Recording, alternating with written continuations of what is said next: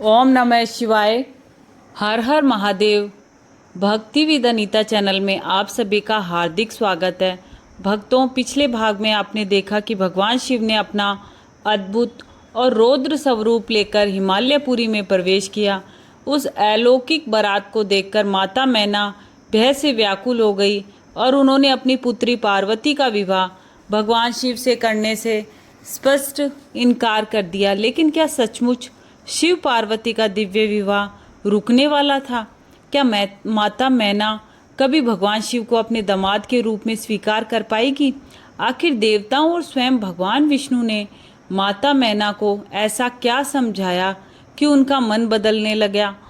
और जब भगवान शिव ने अपना परम सुंदर दिव्य और मनोहर स्वरूप प्रकट किया, तब वह दृश्य कैसा था जिसे देखकर माता मैना की आंखों से आनंद के आंसू बह निकले? कैसे हिमालयपुरी की सभी स्त्रियां भगवान शिव के दिव्य रूप का दर्शन करके स्वयं को धन्य मानने लगी?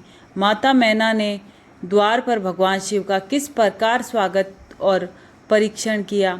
और जब माता पार्वती बीका पूजन के लिए बाहर आई, तब भगवान शिव और समस्त देवता उन्हें देखकर क्यों प्रसन्न हो उठे? आज की शिव महापुराण कथा में हम इन्हीं अत्यंत भावपूर्ण, दिव्य और रोमांचकारी प्रसंगों का विस्तार से वर्णन करेंगे। तो आइए बिना किसी विलंब के श्रद्धा, भक्ति और विश्वास के साथ शिव महापुराण की इस दिव्य कथा का शुभारंभ करते हैं। बोलिए हर हर महादेव। ओम नमः शिवाय। ब्रह्मा जी कहते हैं, नारद, जब हिमाचल प्रिया सती मैना को चेत हुआ, तब वह अत्यंत क्षुब्ध होकर विलाप एवं तिरस्कार करने लगी। पहले तो उन्होंने अपने पुत्रों की निंदा की, इसके बाद वह तुम्हें और अपनी पुत्री को दुर्वचन सुनाने लगी। मैना बोली, मुने, पहले तो तुमने ये कहा कि शिव का वरण करेगी, पीछे मेरे पति हिमवान का कर्तव्य बताकर उन्हें आराधना पूजा में लगाया, परंतु इसका यथार्थ फल क्या देखा गया? विपरीत एवं अनर्थकारी दुर्बुद्धि देवर्षि, तुमने मुझ अधम नारी को सब तरह से ठग लिया। फिर मेरी बेटी ने ऐसा तप किया जो मुनियों के लिए भी दुष्कर है। उसकी उस तपस्या का ये फल मिला जो देखने वालों को भी दुख में डालता है। हाय, मैं क्या करूं, कहाँ जाऊं और कौन मेरे दुख को दूर करेगा? मेरा कुल आदि नष्ट हो गया, मेरे जीवन का भी नाश हो गया। कहाँ गए वे दिव्य ऋषि? पाऊँ तो मैं उनकी दाढ़ी मूछ नोच लूँ। वशिष्ठ की वह तपस्विनी पत्नी भी बड़ी धूर्ता है। वह स्वयं इस विवाह के लिए अगुआ बनकर आई थी। न जाने किन किन के अपराध से इस समय मेरा सब कुछ लुट गया। ऐसा कहकर मैना अपनी पुत्री शिवा की ओर देखकर उन्हें कटु वचन सुनाने लगे। अरे दुष्ट लड़की, तूने ये कौन से कर्म किए जो मेरे लिए दुखदायक सिद्ध हुआ? तुझ दुष्टा ने स्वयं इस सोना देकर कांच खरीदा है, चंदन छोड़कर अपने अंगों में कीचड़ का ढेर पोत लिया। हाय हाय, हंस को उड़ाकर तूने पिंजड़े में कौवा पाल लिया, गंगा जल को दूर फेंककर कुएं का जल पिया, प्रकाश पाने की इच्छा से सूर्य को छोड़कर यत्न पूर्वक जुगनू को पकड़ा, चावल छोड़कर भूसी खा ली, घी फेंककर मोम के तेल का आदर पूर्वक भोग लगाया, सिंह का आश्रय छोड़कर सियार का सेवन किया, ब्रह्म विद्या छोड़कर कुत्सित गाथा का श्रवण किया। बेटी, तूने घर में रखी हुई यश की मंगलमयी विभूति को दूर हटाकर चिता की अमंगलमयी राख अपने पल्ले बांध ली, क्योंकि समस्त श्रेष्ठ देवताओं और विष्णु आदि परमेश्वरों को छोड़कर अपने कुबुद्धि के कारण शिव को पाने के लिए ऐसा तप किया। तुझको, तेरी बुद्धि को, तेरे रूप को और तेरे चरित्र को भी बारंबार धिक्कार है। तुझे तपस्या का उपदेश देने वाले नारद को तथा तेरी सहायता करने वाली दोनों सखियों को भी धिक्कार है। बेटी, हम दोनों माता पिता को भी धिक्कार है जिन्होंने तुझे जन्म दिया। नारद, तुम्हारी बुद्धि को भी धिक्कार है। सुबुद्धि देने वाले उन सप्त ऋषियों को भी धिक्कार है। तुम्हारे कुल को धिक्कार है, तुम्हारी क्रिया दक्षता को भी धिक्कार है, तथा तुमने जो कुछ किया उन सबको धिक्कार है। तुमने तो मेरा घर ही जला दिया, यह तो मेरा मरण ही है। ये पर्वतों के राजा आज मेरे निकट न आए, सप्त ऋषि लोग स्वयं मुझे अपना मुंह न दिखाएं। इन सब ने मिलकर क्या साधा, मेरे कुल का नाश करा दिया। हाय, मैं बांझ क्यों नहीं हो गई, मेरा गर्भ क्यों नहीं गल गया, मैं अथवा मेरी पुत्री ही क्यों नहीं मर गई, अथवा राक्षस आदि ने भी आकाश में ले जाकर इसे क्यों नहीं खा डाला। पार्वती, आज मैं तेरा सिर काट डालूंगी, परंतु ये शरीर के टुकड़े लेकर क्या करूँगी। हाय, तुझे छोड़कर कहाँ चली जाऊँ, मेरा तो जीवन ही नष्ट हो गया है। ब्रह्मा जी कहते हैं कि नारद, यह कहकर मैना मूर्छित तो पृथ्वी पर गिर पड़ी। शोक रोष आदि से व्याकुल होने के कारण वह पति के समीप नहीं गई। देवर्षि उस समय सब देवता उनके निकट गए। सबसे पहले मैं पहुंचा। मुनि श्रेष्ठ, मुझे देखकर तुम स्वयं मैना से बोले।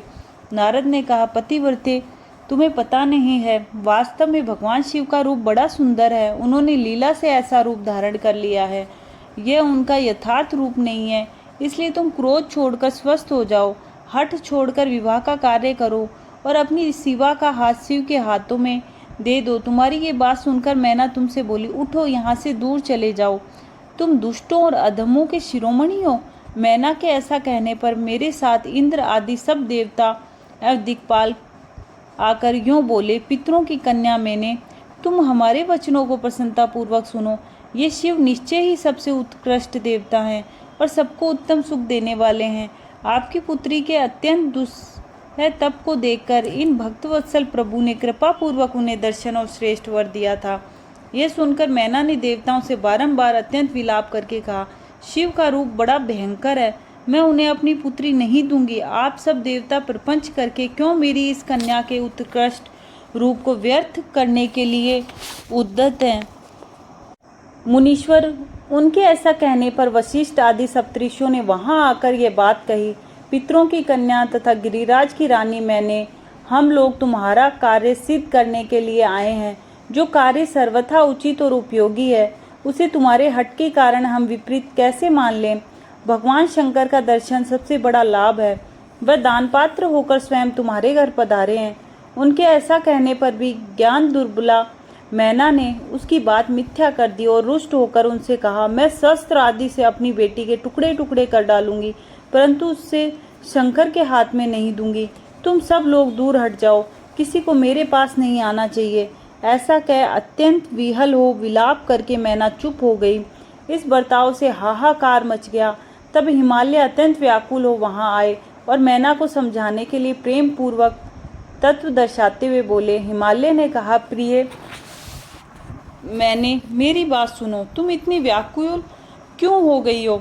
देखो तो कौन कौन से महात्मा तुम्हारे घर पधारे हैं, तुम इनकी निंदा क्यों करती हो। भगवान शंकर को तुम भी जानती हो, किंतु नाना नाम रूप वाले शंभु के विकट रूप को देखकर घबरा गई हो। मैं शंकर जी को भली भांति जानता हूँ, वह ही सबके प्रतिपालक हैं, पूजनियों के भी पूजनीय हैं तथा अनुग्रह एवं निग्रह करने वाले हैं। निष्पाप प्राण प्रिय, हट ना करो, मानसिक दुख छोड़ो, सुव्रते शीघ्र उठो और सब कार्य करो। पहली बार विकट रूपधारी शंभु ने मेरे द्वार पर आकर जो नाना प्रकार की लीलाएं की थी, मैं उनका आज तुम्हें स्मरण दिला रहा हूँ। उनके उस परम महात्म्य को देख और समझकर उस समय मैंने और तुमने उन्हें कन्या देना स्वीकार किया था। प्रिय, अपनी इस बात को प्रमाण मानकर सार्थक करो। इस बात को सुनकर शिवा की माता मैना हिमालय से बोली, नाथ, मेरी बात सुनिए और सुनकर आपको वैसा ही करना चाहिए। आप अपनी पुत्री पार्वती के गले में रस्सी बांधकर इसे बेखट के पर्वत से नीचे गिरा दीजिए, परंतु मैं इसे हर के हाथ में नहीं दूंगी। अथवा नाथ, अपनी इस बेटी को ले जाकर निर्दयता पूर्वक समुद्र में डुबो दीजिए। गिरिराज, ऐसा करके आप पूर्ण सुखी हो जाइए। स्वामी, यदि विकट रूपधारी रुद्र को आप पुत्री दे देंगे तो मैं निश्चय ही अपना शरीर त्याग दूंगी। मैना ने जब हठपूर्वक ऐसी बात कही तब पार्वती स्वयं आकर ये रमणीय वचन बोली, माँ, तुम्हारी बुद्धि तो बड़ी शुभकारक है, इस समय विपरीत कैसे हो गई। धर्म का अवलंबन करने वाली होकर भी तुम धर्म को कैसे छोड़ रही हो। ये रुद्रदेव सबकी उत्पत्ति के कारणभूत साक्षात ईश्वर हैं, इनसे बढ़कर दूसरा कोई नहीं है। समस्त श्रुतियों में ये वर्णन है कि भगवान शंभु सुंदर रूप वाले तथा सुखद हैं, कल्याणकारी महेश्वर, समस्त देवताओं के स्वामी और स्वयं प्रकाश है। इनके नाम और रूप अनेक हैं माता जी। श्री विष्णु और ब्रह्मा आदि भी इनकी सेवा करते हैं। ये सबके अधिष्ठान हैं, कर्ता, हर्ता और स्वामी हैं। विकारों की इन तक पहुँच नहीं है। ये तीनों देवताओं के स्वामी अविनाशी एवं सनातन है। इनके लिए ही सब देवता किंकर होकर तुम्हारे द्वार पर पधारे हैं और उत्सव मना रहे हैं। इनसे बढ़कर सुख की बात क्या हो सकती है। अतः यत्न पूर्वक उठो और जीवन सफल करो। मुझे शिव के हाथों में सौंप दो और अपने गृहस्थाश्रम को सार्थक करो। माँ, मुझे परमेश्वर शंकर की सेवा में दे दो। मैं स्वयं तुमसे ये बात कहती हूँ, तुम मेरी इतनी सी विनती मान लो। यदि तुम इनके हाथ में मुझे नहीं दोगी तो मैं दूसरे किसी वर का वरण नहीं करूँगी, क्योंकि जो सिंह का भाग है उसे दूसरों को ठगने वाला सियार कैसे पा सकता है। माँ, मैंने मन, वाणी और क्रिया द्वारा स्वयं हर का वरण किया है, हर का ही वरण किया है। अब तुम्हारी जैसी इच्छा हो वह करो। ब्रह्मा जी कहते हैं, नारद, पार्वती की ये बात सुनकर शैलेश्वर प्रिया मैना बहुत ही उत्तेजित हो गई और पार्वती को डांटती हुई दुर्वचन कहकर रोने तथा विलाप करने लगी। तदंतर स्वयं मैंने तथा सनकादि सिद्धों ने भी मैना को बहुत समझाया, परंतु वह किसी की बात न मानकर सबको डांटती रही। इसी बीच में उनके सुदृढ़ एवं महान हट की बात सुनकर शिव प्रिय भगवान विष्णु भी तुरंत वहां आ पहुंचे और इस प्रकार बोले। श्री विष्णु ने कहा, देवी, तुम पितरों की मानसी पुत्री हैं, उन्हें बहुत ही प्यारी हो, साथ ही गिरिराज हिमालय की गुणवती पत्नी हो। इस प्रकार तुम्हारा संबंध साक्षात ब्रह्मा जी के उत्तम कुल से है। संसार में तुम्हारे सहायक भी ऐसे ही हैं। तुम धन्य हो। मैं तुमसे क्या कहूँ, तुम तो धर्म के आधारभूता हो, फिर धर्म का त्याग कैसे करती हो? तुम ही अच्छी तरह सोचो तो सही। संपूर्ण देवता, ऋषि, ब्रह्मा जी और मैं सभी लोग विपरीत बात ही क्यों कहेंगे? तुम शिव को नहीं जानती। वे निर्गुण भी हैं और सगुण भी, कुरूप भी हैं और सुरूप भी, सबके सेव्य तथा सत्पुरुषों के आश्रय हैं। उन्हीं ने मूल प्रकृति रूपा देवी ईश्वरी का निर्माण किया, उसके बगल में पुरुषोत्तम का निर्माण करके बिठाया। उन्हीं दोनों से सगुण रूप और मेरी तथा ब्रह्मा की उत्पत्ति हुई। फिर लोगों का हित करने के लिए वे स्वयं भी रुद्र रूप से प्रकट हुए। तदंतर वेद, देवता, स्थावर, जंगम रूप से जो कुछ दिखाई देता है वह सारा जगत भी भगवान शंकर से ही है। उनके रूप का ठीक ठीक वर्णन अब तक कौन कर सकता है अथवा कौन उनके रूप को जानता है? मैंने और ब्रह्मा जी ने भी जिनका अंत नहीं पाया, उनका पार दूसरा कौन पा सकता है? ब्रह्मा से लेकर कीट पर्यंत तो जो कुछ जगत दिखाई देता है वह सब शिव का ही रूप है, ऐसा जानो। इस विषय में कोई अन्यथा विचार नहीं करना चाहिए। वह ही अपनी लीला से ऐसे रूप में अवतीर्ण हुए हैं और शिवा के तप के प्रभाव से तुम्हारे द्वार पर आए हैं। अतः हिमाचल की पत्नी, तुम दुख छोड़ो और शिव का भजन करो, इससे तुम्हें महान आनंद प्राप्त होगा और तुम्हारा सारा कलेश मिट जाएगा। ब्रह्मा जी कहते हैं, नारद, श्री विष्णु के द्वारा इस प्रकार समझाई जाने पर मैना का मन कुछ कोमल हुआ, परंतु शिवा को कन्या न देने का हठ उन्होंने तब भी नहीं छोड़ा। शिव की माया से मोहित होने के कारण ही उन्होंने ऐसा दुराग्रह किया था। उस समय मैना ने शिव के महत्व को स्वीकार कर लिया। कुछ ज्ञान हो जाने पर उन्होंने श्री हरि से कहा, यदि भगवान शिव सुंदर शरीर धारण कर लें तब मैं उन्हें अपनी पुत्री दे सकती हूँ, अन्यथा कोटि उपाय करने पर भी नहीं दूंगी। ये बात मैं सच्चाई और दृढ़ता के साथ कह रही हूँ। ऐसा कहकर दृढ़तापूर्वक उत्तम व्रत का पालन करने वाली मैना शिव की इच्छा से प्रेरित हो चुप हो गई। धन्य है शिव की माया जो सबको मुंह में डाल देती है। ब्रह्मा जी कहते हैं कि नारद, इसी समय भगवान विष्णु से प्रेरित हो तुम शीघ्र ही भगवान शंकर को अनुकूल बनाने के लिए उनके निकट गए। वहां जाकर देवताओं का कार्य सिद्ध करने की इच्छा से नाना प्रकार के स्त्रोतों द्वारा तुमने रुद्रदेव को संतुष्ट किया। तुम्हारी बात सुनकर शंभु ने प्रसन्नतापूर्वक अद्भुत, उत्तम एवं दिव्य रूप धारण कर लिया। ऐसा करके उन्होंने अपने दयालु स्वभाव का परिचय दिया। मुनि भगवान शंभु का वह स्वरूप कामदेव से भी अधिक सुंदर तथा लावण्य का परम आश्रय था। उसका दर्शन करके तुम बड़े प्रसन्न हुए और उस स्थान पर गए जहाँ सबके साथ वहां पहुंचकर तुमने कहा, विशाल नेत्रों वाली मैंने भगवान शिव के उस सर्वोत्तम रूप का दर्शन करो। ये रूप प्रकट करके उन करुणा में शिव ने तुम पर बड़ी ही कृपा की है। तुम्हारी ये बात सुनकर शैलराज की पत्नी मैना आश्चर्यचकित हो गई। उन्होंने शिव के उस परमानंददायक रूप का दर्शन किया जो करोड़ों सूर्य के समान तेजस्वी, सर्वांग सुंदर, विचित्र वस्त्र धारी तथा नाना प्रकार के आभूषणों से विभूषित था। वे अत्यंत प्रसन्न, सुंदर, हास्य से सुशोभित, ललित, लावण्य से लसित, मनोहर, गौरवर्ण, चंद्रलेखा से अलंकृत था। विष्णु आदि संपूर्ण देवता बड़े प्रेम से भगवान शिव की सेवा कर रहे थे। सूर्य देव ने छत्र लगा रखा था, चंद्रदेव मस्तक का मुकुट बनकर उनकी शोभा बढ़ा रहे थे। इन सब साधनों से भगवान शंकर सर्वथा रमणीय जान पड़ते थे। उनका वाहन भी अनेक प्रकार के आभूषणों से विभूषित था। उसकी महाशोभा का वर्णन नहीं हो सकता। गंगा और यमुना भगवान शिव को सुंदर चंवर ढुला रही थी और आठों सिद्धियां उनके आगे नाच रही थी। उस समय में भगवान विष्णु तथा इंद्र आदि देवता अपने अपने वेश को भली भांति विभूषित करके पर्वतवासी भगवान शिव के साथ चल रहे थे। नाना रूपधारी शिव के गण खूब सज धज कर अत्यंत आनंदित हो शिव के आगे आगे चल रहे थे। सिद्ध उपदेवता, समस्त मुनि तथा अन्य सब लोग भी महान सुख का अनुभव करते हुए अत्यंत प्रसन्नता पूर्वक शिव के साथ यात्रा कर रहे थे।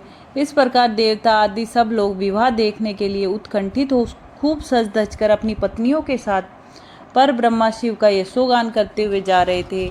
विश्वावसु आदि गंधर्व अप्सराओं के साथ हो शंकर जी के उत्तम यश का गान करते हुए उनके आगे आगे चल रहे थे। मुनि श्रेष्ठ महेश्वर के शैलराज के द्वार पर पधारते समय इस प्रकार वहाँ नाना प्रकार का महान उत्सव हो रहा था। मुनीश्वर, उस समय वहाँ परमात्मा शिव की जैसी शोभा हो रही थी, उसका विशेष रूप से वर्णन करने में कौन समर्थ हो सकता है। उन्हें वैसे विलक्षण रूप में देखकर मैना क्षण भर के लिए चित्र लिखी सी रह गई। फिर बड़ी प्रसन्नता के साथ बोली, महेश्वर, मेरी पुत्री धन्य है जिसने बड़ा भारी तप किया और उस तप के प्रभाव से आप मेरे इस घर में पधारे। पहले जो मैंने आप शिव की ऐशम्य निंदा की है उसे मेरी शिवा के स्वामी शिव आप क्षमा करें और इस समय पूर्णतः प्रसन्न हो जाएं। ब्रह्मा जी कहते हैं कि नारद इस प्रकार बात करते चंद्रमौली शिव की स्तुति करती हुई शैल प्रिया मैना ने उन्हें हाथ जोड़ प्रणाम किया। फिर वह लज्जित हो गई। इतने में ही बहुत सी पूर्ववासिनी स्त्रियां भगवान शिव के दर्शन की लालसा से अनेक प्रकार के काम छोड़कर वहां पहुंची। जो जैसी थी वैसी ही अस्त व्यस्त रूप में दौड़ आई। भगवान शंकर का वह मनोहर रूप देखकर वह सब मोहित हो गई। शिव के दर्शन से हर्ष को प्राप्त हो प्रेम पूर्ण हृदय वाली वह नारियां महेश्वर को उस मूर्ति को अपने मनोमंदिर में बिठाकर इस प्रकार बोली। पूर्ववासिनियों ने कहा, अहो, हिमवान के नगर में निवास करने वाले लोगों के नेत्र आज सफल हो गए। जिस जिस व्यक्ति ने इस दिव्य रूप का दर्शन किया है निश्चय ही उसका जन्म सार्थक हो गया है, उसी का जन्म सफल है और उसी की सारी क्रियाएं सफल हैं। जिसने संपूर्ण पापों का नाश करने वाले साक्षात शिव का दर्शन किया है। पार्वती ने शिव के लिए जो तप किया है उसके द्वारा उन्होंने अपना सारा मनोरथ सिद्ध कर दिया। शिव को पति के रूप में पाकर ये शिवा धन्य और कृतकृत्य हो गई है। यदि विधाता शिवा और शिव की इस युगल जोड़ी को सानंद एक दूसरे से मिला न देते तो उनका सारा परिश्रम निष्फल हो जाता। इस उत्तम जोड़ी को मिलाकर ब्रह्मा जी ने बहुत अच्छा कार्य किया। इससे सबके सभी कार्य सार्थक हो गए। तपस्या के बिना मनुष्य के लिए शंभु का दर्शन दुर्लभ है। भगवान शंकर के दर्शन मात्र से ही सब लोग कृतार्थ हो गए। जो जो सर्वेश्वर गिरिजापति शंकर का दर्शन करते हैं वे सारे पुरुष श्रेष्ठ हैं और हम सारी स्त्रियां भी धन्य हैं। ब्रह्मा जी कहते हैं, नारद, ऐसी बात कहकर उन स्त्रियों ने चंदन और अक्षत से शिव का पूजन किया और बड़े आदर से उनके ऊपर खीलों की वर्षा की। वह सब स्त्रियां मैना के साथ उत्सुक होकर खड़ी रही और मैना तथा गिरिराज के भूरी भाग्य की सराहना करती रही। मुनि स्त्रियों के मुख से वैसी शुभ बातें सुनकर विष्णु आदि सब देवताओं के साथ भगवान शिव को बड़ा हर्ष हुआ। ब्रह्मा जी कहते हैं कि नारद, तदंतर भगवान शिव प्रसन्नचित हो अपने गणों समस्त देवताओं तथा अन्य लोगों के साथ कौतूहल पूर्वक गिरिराज हिमवान के धाम में गए। हिमाचल की श्रेष्ठ पत्नी मैना भी उन स्त्रियों के साथ घर के भीतर गई और शंभू की आरती उतारने के लिए हाथ में दीपकों से सजी हुई थाली लेकर सभी ऋषि पत्नियों तथा अन्य स्त्रियों के साथ आदर पूर्वक द्वार पर आई। वहां आकर मैना ने संपूर्ण देवताओं से सेवित गिरिजापति महेश्वर शंकर को, जो द्वार पर उपस्थित थे, बड़े प्यार से देखा। उनकी अंग कांति मनोहर चंपा के समान थी। उनके एक मुख और 3 नेत्र थे। प्रसन्न मुखारविंद मंद मुस्कान की छटा छा रही थी। वह रत्न और स्वर्ण आदि से विभूषित थे। गले में मालती की माला पहने हुए थे। सुंदर रतन में मुकुट धारण करने से उनका मुखमंडल उज्जवल प्रभा से उद्भासित हो रहा था।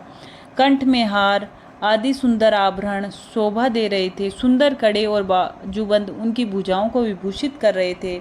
अग्नि के समान निर्मल एवं अनुपम, अत्यंत सूक्ष्म, मनोहर, विचित्र एवं बहुमूल्य युगल वस्त्र से उनकी बड़ी शोभा हो रही थी। चंदन, अगर, कस्तूरी तथा मनोहर कुमकुम के अंगराग से उनके अंग विभूषित थे। उन्होंने हाथ में रतन में दर्पण ले रखा था और उनके दोनों नेत्र कज्जल से सुशोभित थे। उन्होंने अपनी प्रभा से सबको आच्छादित कर लिया था। वे अत्यंत मनोहर जान पड़ते थे, अत्यंत तरुण, परम सुंदर और आभरण भूषित अंगों से सुशोभित थे। कामिनियों को अत्यंत कमनीय प्रतीत होते थे। उनमें व्याग्रता का अभाव था। उनका मुखारविंद कोटि चंद्रमाओं से भी अधिक आह्लाददायक था। उनके श्रीअंगों की छवि कोटि कामदेवों से भी अधिक मनोहारिणी थी। वह अपने सभी अंगों से परम सुंदर थे। ऐसे सुंदर रूप वाले उत्कृष्ट देवता भगवान शिव को जब माता के रूप में अपने सामने खड़ा देख मैना की सारी शोक चिंता दूर हो गई। वह परमानंद सिंधु में निमग्न हो गई और अपने भाग्य की, गिरिजा की, गिरिराज हिमवान की और उनके समस्त कुल की भूरी भूरी प्रशंसा करने लगी। उन्होंने अपने आप को कृतार्थ माना और वह बारंबार हर्ष का अनुभव करने लगी। सती मैना का मुख प्रसन्नता से खिल उठा था। वह अपने दामाद की शोभा का सानंद अवलोकन करती हुई उनकी आरती उतारने लगी। गिरजा की कही हुई बात को बारंबार याद करके मैना को बड़ा विस्मय हो रहा था। वह हर्षोत्फुल्ल मुखारविंद से युक्त ही मन यूं कहने लगी, पार्वती ने मुझसे पहले जैसा बताया था उससे भी अधिक सौंदर्य मैं इन परमेश्वर शिव के अंगों में देख रही हूँ। महेश्वर का मनोहर लावण्य इस समय अवर्णनीय है। ऐसा सोचकर आश्चर्यचकित हुई मैना अपने घर के भीतर आई। वहां आई हुई युवतियों ने भी वर के मनोहर रूप की भूरी भूरी प्रशंसा की। वह बोली, गिरिराज नंदिनी शिवा धन्य है, धन्य है। कुछ कन्याएं कहने लगी, दुर्गा तो साक्षात भगवती है। कुछ दूसरी कन्याएं महारानी मैना से बोली, हमने तो कभी ऐसा वर नहीं देखा है और न कभी ध्यान में ही ऐसे वर का अवलोकन किया। इन्हें पाकर गिरिजा धन्य हो गई। भगवान शंकर का वह रूप देखकर समस्त देवता हर्ष से खिल उठे। श्रेष्ठ गंधर्व उनका यश गाने लगे और अप्सराएं नृत्य करने लगी। बाजा बजाने वाले लोग मधुर ध्वनि में अनेक प्रकार की कला दिखाते हुए आदरपूर्वक भांति भांति के बाजे बजा रहे थे। हिमाचल ने भी आनंदित होकर द्वारोचित मंगलाचार किया। समस्त नारियों के साथ मैना ने भी महान उत्सव मनाते हुए वर का परिचय किया। फिर वह प्रसन्नतापूर्वक घर में चली गई। इसके बाद भगवान शिव अपने गणों और देवताओं के साथ अपने को दिए गए स्थान पे चले गए। इसी बीच में गिरिजा के अंतपुर की स्त्रियां दुर्गा को साथ ले कुल देवी की पूजा के लिए बाहर निकली। वहां देवताओं ने उनकी पलकें कभी नहीं गिरती दिखी। प्रसन्नतापूर्वक पार्वती को देखा। उनकी अंग कांति नील अंजन के समान थी। वह अपने मनोहर अंगों में ही विभूषित थी। उनका कटाक्ष केवल भगवान त्रिलोचन पर ही आदरपूर्वक पड़ता था। दूसरे किसी पुरुष की ओर उनके नेत्र नहीं जाते थे। उनका प्रसन्न मुख मंद मुस्कान से सुशोभित था। वह कटाक्षपूर्ण दृष्टि से देखती थी और बड़ी मनोहारिणी जान पड़ती थी। उनके केशों की चोटी बड़ी ही सुंदर थी। कपोलों पर बनी हुई मनोहर पत्रभंगी उनकी शोभा बढ़ाती थी। ललाट में कस्तूरी की बिंदी के साथ ही सिंदूर की बिंदी शोभा दे रही थी। वक्ष स्थल पर श्रेष्ठ रत्नों के सारभूत हार से दिव्य दीप्ति छिटक रही थी। रत्नों के बने हुए यूरवल्य और कंकण से उनकी भुजाएं अलंकृत थी। उत्तम रतन में कुंडलों से उनके मनोहर कपोल जगमगा रहे थे। उनकी दंत पंक्ति मणियों तथा रत्नों की प्रभा को छीन लेती थी और मुख की शोभा बढ़ाती थी। मधु से पूरित अधर और ओष्ठ बिंब फल के समान लाल थे। दोनों पैरों में रत्नों की आभा से युक्त महावर शोभा पा देता था। उन्होंने अपने एक हाथ में रत्न जड़ित दर्पण ले रखा था।